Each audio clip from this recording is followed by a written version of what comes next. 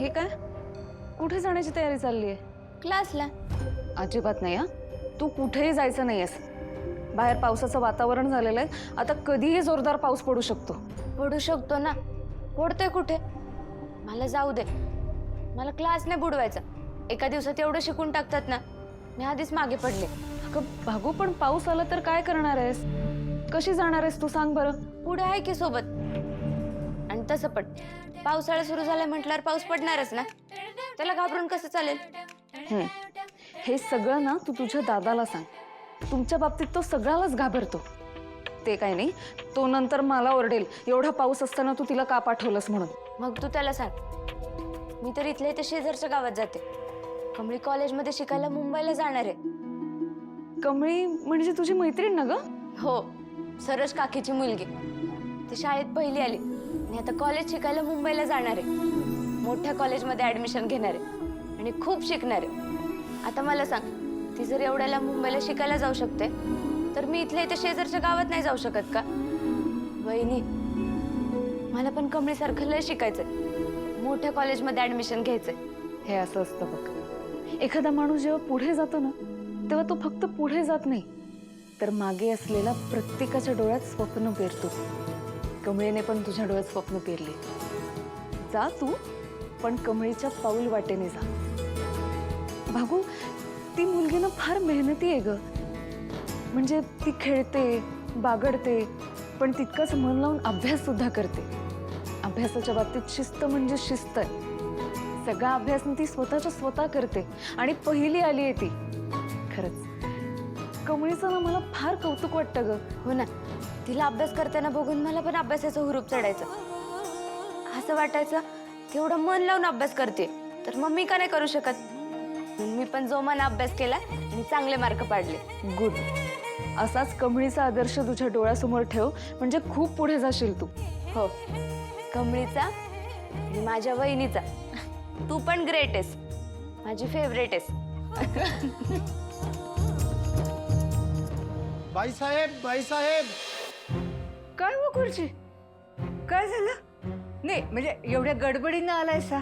अहो बाईसाहेब, मला वाटलं नव्हतं एवढ्या लवकर पत्रिका जुळेल. प्रसादरावांशी अशी एक पत्रिका जुळली की 36 पैकी 36 गुण जुळतायत. गुरुजी शांतपणे सांगा.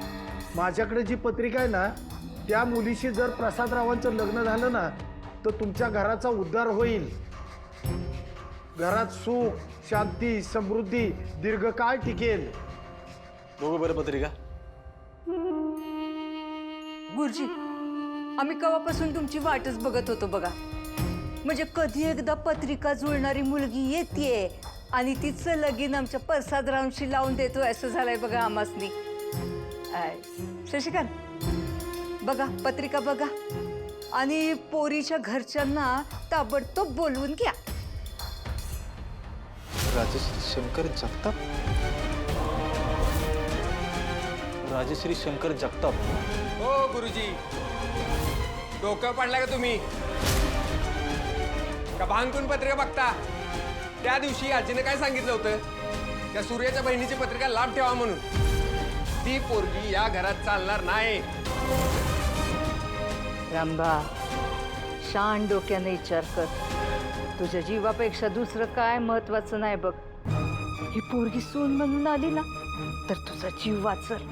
गुरुजी सांगतात कसे आणखीन भरभराट होईल आणि त्या सूर्यानं केलेल्या अपमानाचा बदला बी घेता येईल.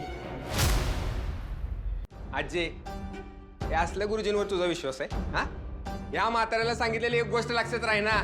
सत्यजित, बाईसाहेब, मला माहित नव्हतं ही तीच पत्रिका आहे, पण योगायोगानं नेमकी तीच पत्रिका माझ्या हातात आली आणि माझ्या अभ्यासानं मला जे सांगितलं तेच तुम्हाला सांगतोय. तुझा अभ्यास तुझ्यापाशी ठेव, कळलं का? ती पोरगी आम्हाला या घरात नकोय. हा तुमचा निर्णय आहे, पण मी फक्त एवढंच सांगेन, तुमची इच्छा नसताना नेमकी हीच पत्रिका माझ्या हातात येणं आणि मी त्याचा अभ्यास करणे हा योगायोग नाही, हे विधिलिखित आहे असं मला वाटतंय. अहो तुम्ही एवढं समजवायची गरजच नाही बघा. पण काय आहे ना, तरुण रगत आहे, जरा लवकर तापतं या. अहो तुम्ही एवढे दिवस आमच्या घरातली शुभ कार्य बघताय हे माहित नाही होय आमासनी? हा सत्यजितराव, आपली पायरी ओळखायला शिका. आता कुणाशी कसं वागायचं याचे धडे आम्ही द्यायचे का तुम्हासनी? हा माफी मागा गुरुजींची, माफी मागा. सॉरी. हरकत नाही. पण बाईसाहेब, तुम्हाला एक सांगतो, ही जर मुलगी तुमच्या घरात आली ना तर चौकटीला सोन्याचं तोरण चढवेल, दारात तुळस फुलवेल. तुमच्या घरातला प्रत्येक दिवस असा रोज सणासारखा साजरा होईल. माझं तर म्हणणं असं आहे की तुम्ही प्रसादरावांच्या लग्नासाठी याच मुलीशी बोलून घ्या. काजू झालं का? इकडे इकडे. अरे इकडे ये बोलते तर. हा दिस नाही नाही, टीव्ही बीव्ही दिसतंय मला. खाली खाली खाली खाली पटकन ये. बघू. अंधार येतोय, अंधार येतोय. काय बेस्ट आहे? हॅलो, फिरव फिरव इकडे, फिरव फिरव.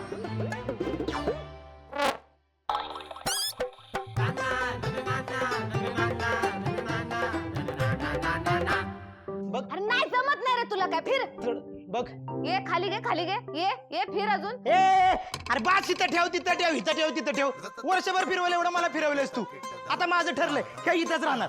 अरे काजू पण मी इथं उभी आहे ना. तिथं कोण ठेवलं तर मी कशी दिसणार? त्याचं डोकं लाव की जरा. अगं राजू, काजूला डोकं लावायला सांगते वय, त्याला जमणार आहे का? ए मला काय येडा समजला काय? दुकानातली सगळे कामं सोडून तुझ्यासाठी इथं आलो बरं का. तर आणि तू जर ओरडलीस ना सरळ दुकानात निघून जाईल.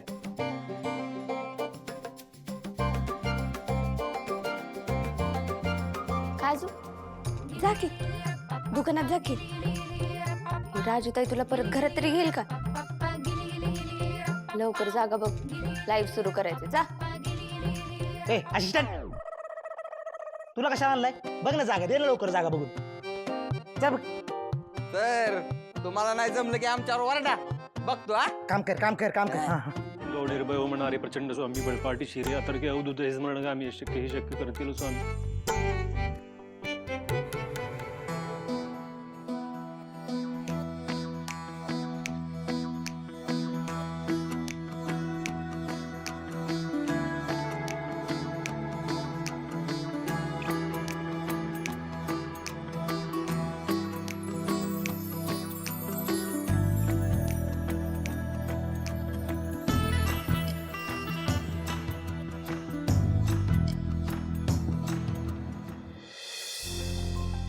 खरा होई जागा तर श्रद्धेसहित कसा उशित आहे म्हणून तू स्वामी बघ किती दिला बोलू त्यांनी. आवरलंय का तुझं?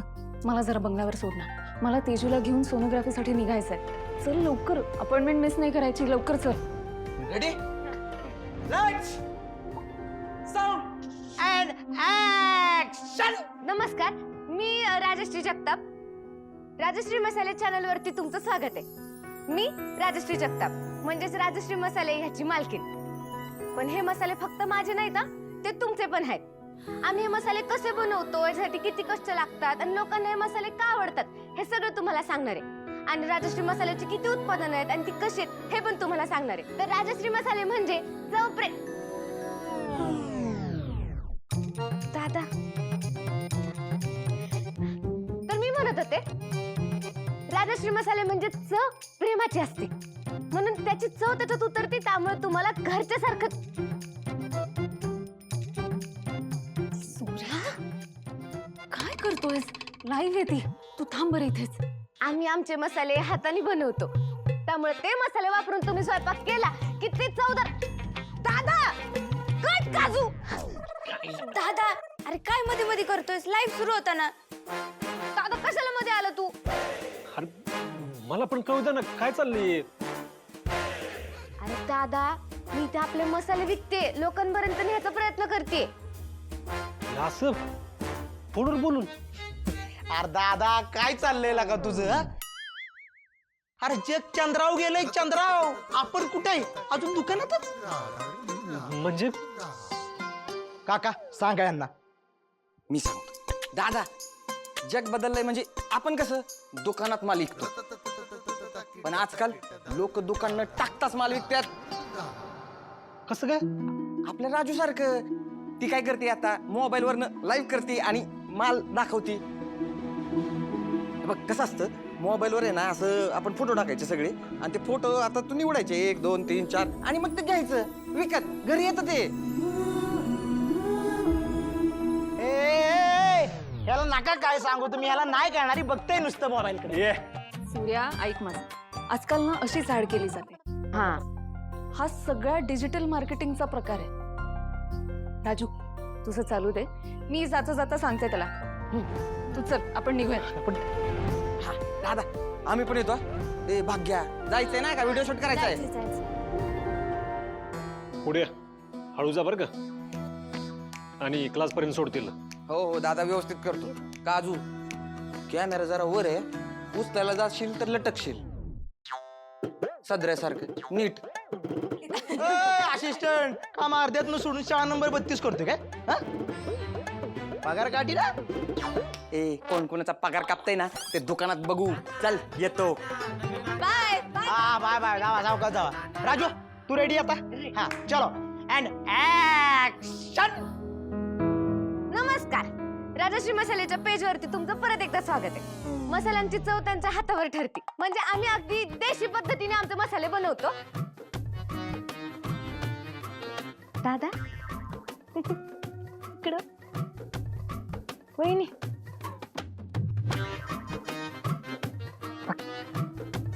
कमेंट बघ, ते बघ काय लिहिले. वाच. हे कोण मध्ये मध्ये उंदरासारखं येतंय? दुसरी पण आहे. हे बघ, याला काय ते मसाले देऊन टाक, म्हणजे निघून जाईल. कोण आहेत माणसं? यांना बाहेर बोलव, बाहेर बोलव, दाखवतो. मजा घेत आहेत ती तुझी. तू चल, मी तुला सांगते. ये. आपण माझ्या काय मला तरी कळवतं ना, ती एकटीच बरं पडते तिथं. अरे हो, मी सांगते ना तुला नंतर सगळं. मी सांगते, तू चल. सांगते. हा आमचा सूर्य दादा आहे. हे मसाले बनवायला मला त्याचीच मदत होते, आणि त्याच्या सपोर्टमुळे मी हे सगळं करू शकते. तर मी म्हणत होते राजश्री दादा. हे नक्की सगळं कोणाला सांगतेस तू? मला सांगते. चल, जाता जाता सगळं सांगते. चला चला जा आता क्लासला. हा काय मदत लागली ना की मला हाक मारायची. तू दिला गजर की पुढे लगेच हजर. जाऊ आता. जा. भिंगरे बघितलं का कसं बोलले आपल्याला. जा आता. तुळजा, तुळजा. हळू हळू हळू जावई बापू, तुम्ही तर पळतच आलात जणू. काय झालं काय एवढं? अहो, तुळजाचा फोन आला होता मला. ती म्हणली आहे तसं बंगल्यावर या. ऐका, मला बी आला होता फोन. मला म्हणली सगळी कामं बाजूला ठेवा आणि मी येस तोर घरात नाही कुठं जाऊ नका. आता ते आल्यावरच कळ काय हे बघा आले. काय झालं? हा हे असे का दिसतायत? काय काय झालं? हा तेजू, अगं काय झालं? अगं बोल काहीतरी. काय म्हणले डॉक्टर? दाजी अहो तुम्ही तरी सांगा, काय म्हणले डॉक्टर? का सगळे गप्प आहे तुम्ही? सूर्या जरा शांत हो. ए तुळजा पोरी, मला एकच सांग, बाळ ठीक आहे ना? नाही डॅडी, हा बाळ ठीक आहेत असं म्हणा आता. म्हणजे काय म्हणतेस तू? काय कळत नाही मला, व्यवस्थित सांग ना. सूर्या असं कसं रे तू? आपल्या तेजूच्या पोटात 2 बाळ आहेत. काय? जुळं होणार आहेत तिला. तेजू खरंच वय जुळी होणार आहेत? अंदाजी बातमी दिली तू तेजू. जावई बापू जमा जमा जमा. मला काय करू आणि काय ना असं झालंय. जावई बापू, आता करायचं असेल तर एकच करायचं. जोड्यानं 2-2 पेढी गावातल्या सगळ्यांना वाटायची. वा वा वा वा. लय वाईट घटना घडली होती घरात, पर देवानं त्यातनं बाहेर निघायची संधी दिली आम्हाला. आता या 2 बाळांच्या लहान लहान पावलांना या घराचं गोकुळच होणार. हो चिरंजीव, आता तुम्ही बी डब्बल लाड करायची सुनबाईंची. हो म्हणजे काय डॅडी, हे काय सांगायला लागतंय वय मला? राजीव, तेजू, तुमच्या दोघांचं लय आभार आहे बघ. तुम्ही ना जगातला सगळ्यात मोठा आनंद दिलाय मला. सूर्य आता पहिल्यांदा मामा होणार आहे, ते बी जुळ्या बाळांचा. मला तर वाटतंय आईच परत तेजूच्या पोटी जन्म घेणार आहे. असं कसं, आमच्या सुनबाईंना 2-2 मुलगे होणार.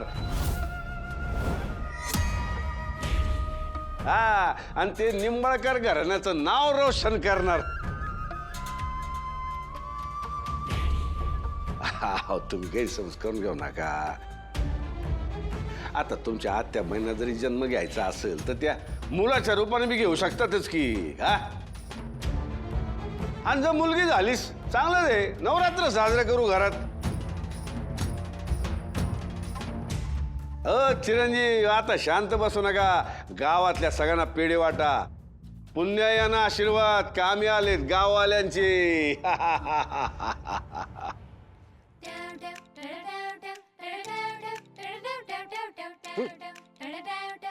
भाग्या, ए भाग्या, अगं इकडे कुठे चालली तू? अरे मला लय भूक लागली, तिथे पुढच्या दुकानातून खायला घेते ना. अगं पण सकाळी डब्बा दिला असेल ना वहिनींनी? घरातले तुला डब्बा देतात माहितीये मला. पुढ्या ते बॅगेतून साहित्य काढताना डबा पडला आणि सगळं जेवण सांडलं. तू फक्त हे घरी सांगू नको. नाही सांगत, पण काय भाग्य आहे, मोठी झालीस ना तू. एक काम पण धड करता येत नाही का तुला? आता तू मला बोलणार आहेस का? त्यात माझी काय चूक आहे? आणि तसं पण आता मला लय भूक लागली, मी जाते खायला. ए नाही, बिलकुल नाही. बाहेरचं काय खायचं नाही. पावसा पाण्याचं बाहेरचं काय खाल्लं तू आजारी पडलीस तर दादा हाडं मोडल माझी. नाही नाही, मी तुला बाहेरचं नाही खाऊन देऊ शकत. मग मी काय उपाशी राहू का? उपाशी पण नाही राहून देणार मी तुला. दादानं माझ्यावर जबाबदारी दिली तुझी, आणि पुढ्या जबाबदारीत कुठंच कमी पडत नाही. मग काय करणार आहेस तू? मला माहितीये काय करायचं ते. आयडिया.